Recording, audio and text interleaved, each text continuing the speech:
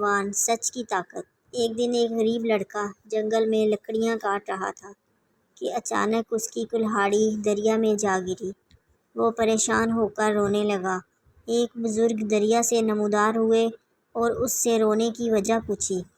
لڑکے نے سچائی سے بتایا۔ بزرگ نے اسے سونے کی کلہاڑی دکھائی، لیکن لڑکے نے کہا کہ یہ اس کی نہیں۔ پھر چاندی کی کلہاڑی دکھائی گئی، مگر وہ بھی نہ مانی۔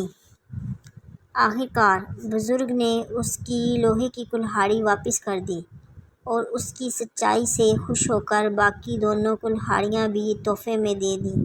اخلاقی سبق: سچائی ہمیشہ کامیابی دلاتی ہے۔